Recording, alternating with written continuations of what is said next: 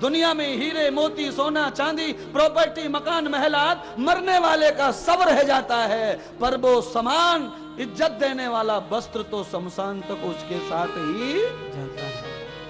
इज्जत बढ़ाने वाला। महिला मर गई है, अब क्या मिट्टी तो है, कोई भी देख लो, उसे क्या फर्क पड़ता है। फिर भी नाक और आंख, इसके अलावा डेड बॉडी का कोई भी चीज दिखाई जाती। महिला की उंगलियों तक को ढक दिया जाता है कफन में। और फिर आप कैसे समर्थक हैं छोटे कपड़ों के? बड़ा मुश्किल है ऐसा बोलना कि छोटे कपड़े नहीं पहनने चाहिए। तो चिंता मत करिए, डुबाने वाले अनेक रहते हैं पर फर्क नहीं पड़ता, चलाने वाला एक ही रहता है, जो उससे पार इस पार उस पार उस पार। जितने भी नाव में बैठते हैं वो कौन है? सब डुबाने वाले होते हैं, पर चलाने वाले कितने होते बताओ? हाँ, एक ही बहुत है। गहरी नदिया नाव पुरानी, गहरी नदिया नाव पुरानी, खेवटिया मेरो सतगुरु सावरिया। अकेलो सवरिया काफी है महाराज, चलाने वाला भगवान हमारा अकेला काफी है। डुबाने वाले तो आपके घर वाले, पड़ोस, रिश्तेदार, ये सब आपकी लुटिया डुबाने वाले ही है। आप नहीं तो मुझसे पूरे कागज पे बायोडाटा ले लो। आपकी बहन की शादी में आपने खूब खर्चा किया, कोई संतुष्टि नहीं है जीजा जी को। उसके बाद में आप बच्चे पैदा हो गए, उनको भी नए नए कपड़े पहुंचा दिए, कोई संतुष्टि नहीं है जीजा जी को। उसके बाद आपको भांजी पैदा हुई, आपने 6 महीने की भी नहीं हुई तब तक सोना बनवा दिया नाक का कान का, तो भी कोई संतुष्टि नहीं है जीजा जी को। बाद में भांजी बड़ी हो गई, पूरा का पूरा ब्याह आपने 10 लाख रुपए खर्चा करके भांजी का ब्याह भी कर दिया, जीजा और बहन पे पता ही नहीं चला, तो भी जीजा बहन को कोई खुशी नहीं है तुमसे। उसके बाद में फिर छोटी बेटी बड़ी हो गई, उसमें आपने मदद नहीं की तो बहन नाराज हो गई। बोलो, लगातार मामा जब से खर्चा कर रहा है, उसकी जय घोष कुछ नहीं, और एक बेटी में कम पड़ गया तो सब नाराज। ये सब तुम्हारी लुटिया डुबाने वाले रिश्तेदार है। एक ही रिश्तेदार ऐसा है जो डूबी को बाहर निकाल लेता है। कौन है वो बताइए?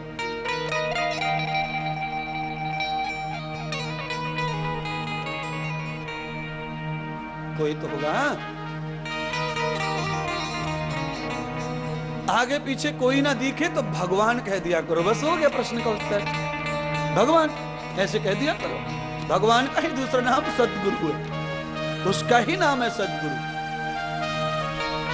वो निकाल के लाएगा तुम्हें डूबती नैया से, भव से, इस प्रपंच से, इस मायावी बेल से आपको छुड़ा लेगा महाराज। कैसा छुड़ाएगा? बिना डंठल का एक भी अंग माया का तुम्हारे साथ जुड़ेगा नहीं महाराज। प्रमुक्त मुक्त योग मुक्तम, आप पूरी तरह मुक्त हो जाएंगे। और मुक्त होके भी कैसे? दूसरों को सुगंधित करने वाले उर्वा की तरह, पके खरबूजे की तरह इस संसार से हमारी विदाई हो, ऐसी कृपा हे भगवान आप करें। क्योंकि आप तो त्रिलोकी है, आपको तो तीनों कालों का मालूम है महाराज। है मेरा भूत कैसा है, मेरा वर्तमान क्या है, भविष्य क्या है, वो तो आप जानते हो, अंतर्यामी हो। तो आप ही मेरी की नैया को बचा सकते हैं महाराज। ये कुंडली फुंडली नहीं बचा सकती मेरी नैया को। हाँ, अच्छा, शनि का जब भी प्रकोप होता है कुंडली में तो 7.5 पॉइंट ही होता है, न 6 न 4 न 8। मुझे यही नहीं पता कौन सा गणित है, कौन सा है, तो बोलते 7.5 ही लग गई शनि की। अच्छा, 6 लग जाए तो क्या नुकसान हो जाएगा? 9 लग जाए तो क्या प्रलय आ जाएगी? 7.5 ही क्यों लगी? 8 लग जाती शनि की लगने वाली है तो पनौती। मुझे बताते दो भाई साहब, जब शनि महाराज तुम्हारे ऊपर क्रोधित हो ही रहा है तो 7.5 पॉइंट ही क्यों हो रहा है? 8 हो जाए तो क्या नुकसान है? अब जब किसी को हमें मारना ही है, लूटना ही है, बर्बाद ही करना है तो 7.5 ही क्यों? हम तो 100 बन जाएं पूरे। आज तक मैंने किसी पंडित जी को ऐसा कहते नहीं देखा कि इस पे शनि की पूरी 100% पनेती लगी है। शनि 7.5 ही चल रही है, 7.5 ही चल रही है, 7.5 ही चल रही है। हमने कहा यार बड़ा बांट के शनि महाराज जो प्रकोप कर रहा है, एक में से भी आधा करके दे रहा है, बड़ा हिसाब जोरदार है जी। तो 7.5 ही हटेगी कैसे शनि की? तो पंडित जी ने मार्ग भी बता दिया, कहा शनिवार को ऐसा करो 7.5 शनिवार तक तेल चढ़ाओ शनि के ऊपर। 7.5 शनिवार तो 7 शनिवार तो हो गए, पर फिर आधा शनिवार कहां से लाऊं? 7.5 को 7.5 बार शनिवार। इसीलिए अब आप बताइए मैं क्या क्या बताऊं आपको, क्या क्या सिखाऊं? मैं अकेला हूं जो आपको भवसागर से निकालने का प्रयत्न कर रहा हूं। न तुम्हारी माँ ने किया, न पिता ने किया, न बुआ ने किया, न पति ने, न पत्नी ने, न बच्चों ने, न पड़ोसियों ने, न नौकरी ने, न व्यापार ने। तुम्हें सबने डुबाने की कोशिश की है, पर बचाने की कोशिश किसी ने की? हाँ जी। कौन निकालेगा तुमको भंवर से? तत्व ज्ञानम च भागवतम यथा। ये भागवत डूबते को बचाने का काम करती है। राजा परीक्षित की नैया डूब गई तो किसने बचाया? किसने बचाया? सतगुरु ऐसा जानिए और दीपक की सीलो, और आई पड़ोसिन ले गई, है दीपक से दीपक दो।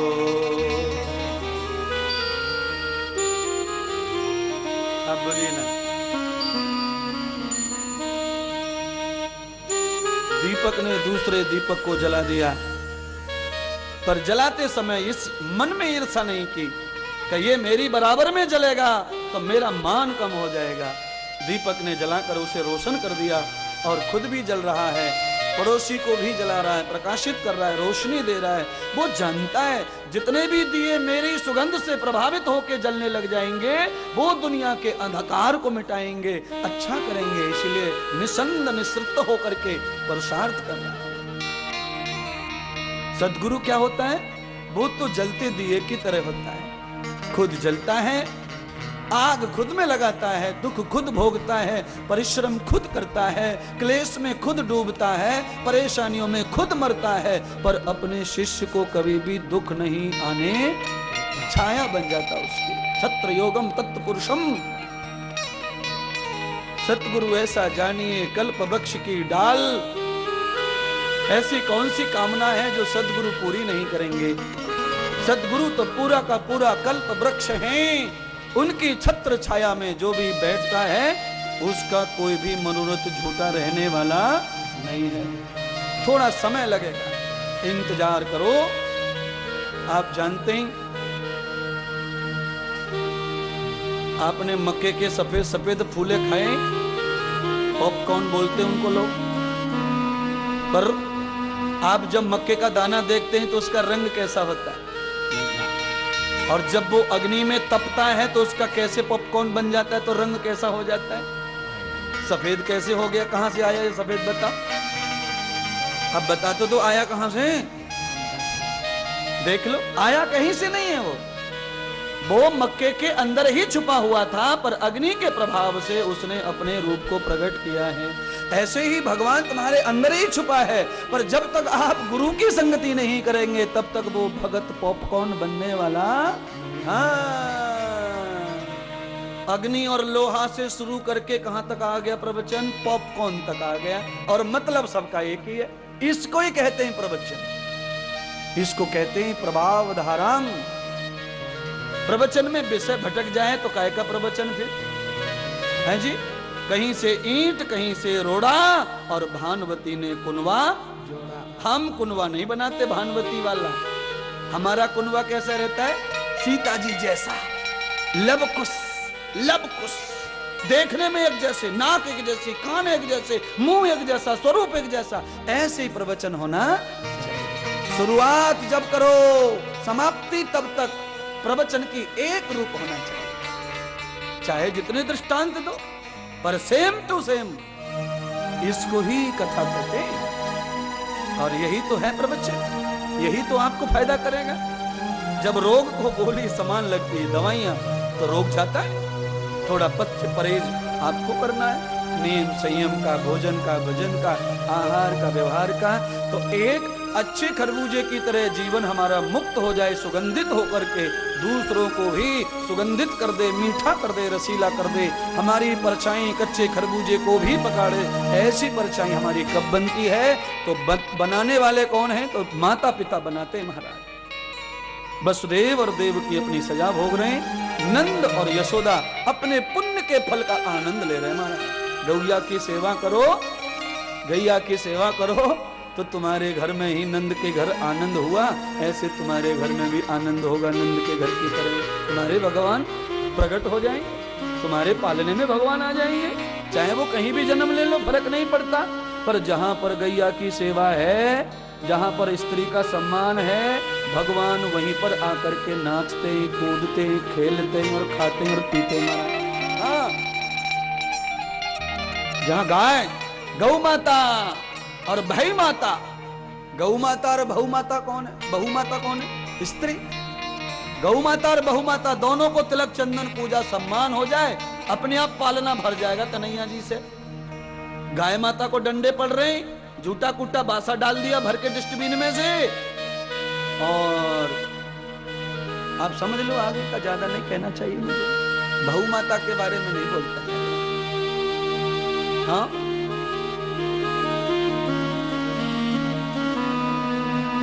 सम्मान तो चाहिए मातृशक्ति का, और इसलिए सम्मान की बात कही तो मातृशक्ति को, हमारी बहु माताओं को, हमारी बहनों को परोपकारी बनना चाहिए गाय की तरह, जिससे उनका रिस्पेक्ट कम ना हो। जब आपका परोपकार कम हो जाता है तो आपके सम्मान में भी बाधा आ जाती है, उसे कम मत कीजिए, बनाए रखो। प्राचीन से प्राचीन काल में कभी भी कौन से भी काल में चले जाइए आप, महिला का सम्मान इसीलिए बढ़ा है क्योंकि महिला मर्यादा को समझती है, महिला मर्यादा में रहना जानती है, और जिस महिला की मर्यादा टूट जाती है तो उसका रिस्पेक्ट भी खत्म हो जाता है समाज में। कोई भी महिला हो, महिला को इसीलिए तो भाई इतना परंपरा है, मैंने तो साड़ी पहना ही नहीं किसी को 5 मीटर की, पर महिला मैंने जन्म लिया उससे पहले से पहनती आ रही है, मतलब कहीं ना कहीं तो इसका भी कोई मतलब है इनके जीवन से। अभिलंगम न वस्त्र योगम। प्यारे भाइयों, आप टीवी पर बहस देखते हैं हमेशा, कई लोग जो है कपड़ों के ऊपर, महिलाओं के ऊपर टीका टिप्पणी करते हैं। मैं भी कहता हूं कि भाई वस्त्र अच्छे ही पहनने चाहिए, छोटे छोटे वस्त्र क्यों पहने, और ऐसे वस्त्रों को पहनने की आवश्यकता नहीं है जिन वस्त्रों को पहनने से तुम्हारी शारीरिक हानि हो, सामाजिक हानि हो। अवलंग मृत्युम तदान वेगम। दुनिया में कोई भी फैशन में कितने भी छोटे कपड़े महिला पहन लो, मुझे कोई लेना देना नहीं है महिला से, पर जो छोटे कपड़े पहनने का शौक कर रही है, जो छोटे कपड़े पहनने के जो समर्थक हैं, मैं उन्हें बताना चाहता हूं कि जब वो महिला मरेगी तो उनके छोटे कपड़े नहीं, उस पर पूरा लंबा कफन ही ढका जाता है। लंबे कपड़े का महत्व नहीं होता तो कफन में फिर ये लंबा कपड़ा क्यों आता, उसमें क्यों नहीं फिर छोटा? भाई कपड़े का महत्व तो है। दुनिया में हीरे मोती सोना चांदी प्रॉपर्टी मकान महलात मरने वाले का सब रह जाता है, पर वो समान इज्जत देने वाला वस्त्र तो शमशान तक उसके साथ ही जाता है। इज्जत बढ़ाने वाला। महिला मर गई है, अब क्या मिट्टी तो है, कोई भी देख लो, उसे क्या फर्क पड़ता है। फिर भी नाक और आंख, इसके अलावा डेड बॉडी का कोई भी चीज दिखाई जाती, महिला की उंगलियों तक को ढक दिया जाता है कफन में। और फिर आप कैसे समर्थक हैं छोटे कपड़ों के? बड़ा मुश्किल है ऐसा बोलना कि छोटे कपड़े नहीं पहनने चाहिए। तो लोग क्या बोलते हैं, छोटी सोच है तुम्हारी, कपड़े छोटे नहीं है बहन बेटियों के। अरे बाबा, सोच तो कितनी भी अच्छी हो सकती है, सोच कितनी भी अच्छी हो सकती है, हमारी सोच अच्छी हो सकती है, हम अपनी बहन बेटियों को किसी भी रूप में देख सकते हैं, अपने को संभाल सकते हैं, पर जितने भी आप अपने अंग जो है वस्त्र से नहीं ढकते, उस पर मैल ज्यादा आता है, धूप ज्यादा लगती है, चमड़ी जल्दी खराब होती है, कितनी चीजों का नुकसान होता है, कई चीजों का नुकसान होता है उससे। खाली चरित्र की बात नहीं है, बात शरीर के स्वास्थ्य की भी है। अच्छा बताइए, बोलिए बोलिए, जो जीवन में कभी कपड़े नहीं पहनते महात्मा साधु, मृत्यु के समय उन्हें भी कपड़े से ढका जाता है महाराज। कपड़े का महत्व नहीं होता तो कफन भी। अच्छा बताओ, कफन का क्या मतलब है फिर? अबे इसे मरे हुए को जलने का है, जलने में फिर ये 100-200 रुपए का खर्चा क्यों? फिर ये कफन क्यों? ढक के क्यों ले जा रहे हो उसे? जलाना है। महत्व तो है। अगर इस कफन का महत्व नहीं होता तो महाभारत भी नहीं होता। बस फिर द्रौपदी नंगे भी हो जाती तो क्या फर्क पड़ने वाला था? फिर क्यों कन्हैया ने लाज बचाई, उसकी साड़ी बढ़ाई, क्यों? बताइए ना। कपड़े का महत्व तो है, पर चैनल पे बैठ जाओ, आपने थोड़ी भी कपड़े के बारे में बोल दी तो फिर पीछे पड़ जाती थी। सोच बदलो, फलाना बदलो, ठिकाना बदलो, ये बदलो। अबे सोच तो बहुत बदल लिए बाबा, पर उसका क्या करें जो अंतिम समय में भी ढका जा रहा है, उसका क्या करें? कोई महत्व है? कपड़े छोटे पहनो बड़े, हमें कोई लेना देना नहीं है। आदमी का अपना जीवन है, अपना स्वास्थ्य है, अपना संयम है। कोई तो साधु महात्मा नग्न घूम रहे हैं, लंगोट भी नहीं है, पर संयम में जी रहे हैं, सम्मान में जी रहे हैं, तो भी सम्मान मिल रहा है उनको। पर उन्हें भी अंतिम समय तो अलभ्यतम न वेद मूलम। हमारे घर में क्या क्या होता है ये कौन नहीं जानता? शादी करके नई बहू आई है, बेटा के साथ में बेडरूम में है, अकेली है, तो क्या माँ बाप को पता नहीं है कि वो क्या करते हैं, क्या सोते हैं, कैसे बोलते हैं? अच्छा, जवान माता पिता अपनी जवान बेटी के सामने अकेले रूम में सो रहे हैं रात में, तो क्या बेटी को नहीं पता है कि ये माँ बाप क्या कर रहे हैं, क्या सो रहे हैं, क्यों सो रहे हैं? पर प्रलोभनम योग बंधम, एक दरवाजा और एक ईंट की दीवार तो सबने लगाई हुई है। पर्दे में रहकर आप जो चाहे सो कर लो, पर इस दुनिया में सबको सबके बारे में मालूम है, कोई चीज छुपी फिर भी तो पर्दा तो है ना। तो भाई पर्दा तो है, पर्दा है तो पर्दा में रहने दो। पर्दा जो उठ गया तो भेद खुल जाएगा। दीवाल बताओ ना, शादी के बाद बच्चा नहीं हुआ तो कितना लोग परेशान हो जाते हैं, पर अब शादी के बाद बच्चा नहीं हुआ तो परेशान है। तो इसका मतलब ये थोड़ी है कि बच्चे को चौराहे पे खड़ा होकर पैदा करेंगे हम, वो भी हम चुपचाप ही करते हैं, उसका भी पर्दा ही तो है। नहीं पैदा हो रहा तो मरे जा रहे, डॉक्टर साहब, फलाने साहब, बाबा साहब, साधु साहब, पंडित जी, जो भी हमसे होता है हम करते हैं बच्चे के लिए, पर इसका मतलब फिर पर्दा तो है। पर्दा अल वस्त्रम वस्त्र पुण्यम, वेद मंत्र सुनिए। जब बात कह दी है तो कोई टीका टिप्पणी करेगा, सारी दुनिया पूरा विश्व सुन रहा है टेलीविजन से कथा को, इसीलिए उसके ऊपर मुझे मोहर लगानी पड़ती है शास्त्रों की। क्या है? उपवस्त्रम मथी स्वाहा, हाँ अमृतम, अमृतः उपवस्त्रम मसी, ये मंत्र है। जब हम यज्ञ करते हैं, हवन करते हैं, पूजा करते हैं, 3 बार आचमन करने के पानी पीने का मंत्र है ये उपवस्त्रम। हे परमात्मा, आपने चमड़ी रूपी एक वस्त्र मुझे दिया हुआ है। चमड़ी क्या है? ये वस्त्र है हमारा, और ये मैं नहीं कह रहा हूं, गीता कह रही है, वासान से जीर्णानि यथा व्याय। अरे ये तुम्हारा वस्त्र पुराना हो गया है, इसे टांग दो खूंटी पर, मैंने नया वस्त्र बना दिया, उसे धारण कर लो। शोक मत करो अर्जुन, शोक मत करो, भीष्म मरा नहीं है, उसने कपड़ा ही बदला है। वासान से जीर्णानि, पुराना वस्त्र हो गया। गीता में तो शरीर को ही वस्त्र बताया, मैंने तब भी चमड़ी को वस्त्र बताया। उपवस्त्रम, तुम्हारी चमड़ी अगर निकाल दी जाए तो तुम्हारा शरीर बिल्कुल भी देखने लायक बचने वाला नहीं है। आप एक बार चमड़ी निकलवा लो, फिर आप नंगे होके आ जाइए, तुम्हें कोई छू जाए, कोई देख जाए, कोई प्यार कर जाए, मेरी गारंटी है। चमड़ी निकलने के बाद इस काया में कुछ भी अच्छा वो तो अच्छा है कि पतला सा कपड़ा भगवान ने सिल करके इसे ऐसा मस्त बना दिया है कि लगे प्यार हो जाता है इससे। अगर ये चमड़ी निकल जाए तो सब आडंबर बाहर आ जाएंगे इसमें से निकल के। बिना चमड़ी का एक चीज होती है, आप उसे देख लें तो आप कहेंगे अरे माँ मैं कौन से ब्याह कर बैठा। क्या चीज होती है बताओ? ओरिजिनल, जो सच का दर्शन करवाती है। आपका यहां दुख रहा है, बोलना पड़ेगा, हाथ से नहीं समझा तुम्हें दिखेगा थोड़ी, मैंने कहा हाथ लगाया। आपकी कमर दुख रही है, कमर के आगे दाएं बाएं दुख रहा है, डॉक्टर एक ही बात कहता जाओ रिपोर्ट लेके आओ। रिपोर्ट मतलब एक्सरा निकाल के लाओ। आपकी कमर इतनी मस्त है, दुनिया भर का चिकना चिकना चमड़ी लगी है, अंदर मांस भरा पड़ा है, पूरी कमर जोरदार है। आपका हाथ कितना सुंदर है, देखो। मेरा तो है सुंदर बाबा, इसलिए मैंने दिखाई दिया थोड़ा। हाँ देखो कितना सुंदर है, पर इसकी ओरिजिनलिटी ये नहीं है। इसकी ओरिजिनलिटी क्या है? इसकी ओरिजिनलिटी है एक्सरा। जब इस हाथ का एक्सरे आता है, अंदर का रूप जब एक्सरे में आता है, तब आप उस एक्सरे को देखो, उसमें नीचे से ऊपर तक कहीं भी खूबसूरती नहीं दिख रही है। और वो एक्सरा बता रहा है कि एक बाल भर यहां से हड्डी क्रैक हो गई है। सच्चाई एक्सरे से समझ में आती है कि तुम कितने खूबसूरत हो माना।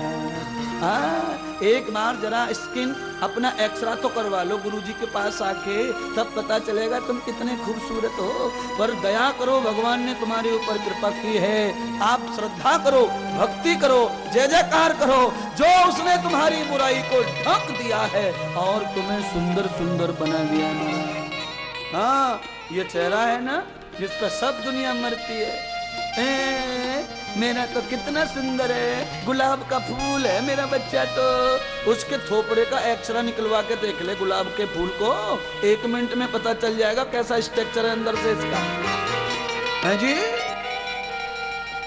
गुलाब के फूल की पोल खुल जाती है एक्सरे से, क्योंकि वो अंदर से खोज के लाता है। अच्छा बताओ, आपकी पत्नी को अगर पूरी बॉडी को एक्सरा निकालकर तुम्हारे कमरे में लगा दिया जाए, बेडरूम में बीवी लगी है, तो कितना प्यार कर लेंगे आप? हाँ, आपके पति को लगा दिया जाए तो चमड़ी से ढक दिया इसलिए अच्छा लग रहा है ये,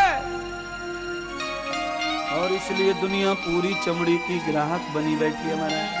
हाँ, मांस की और चमड़ी के दीवाने हैं सब, सबको चमड़ी प्यारी, सबको मांस प्यारा, मरे जा रहे इसी द्वंद में। और ये भागवत क्या कह रही है? त्र्यंबकम यजामहे सुगंधिम पुष्टि।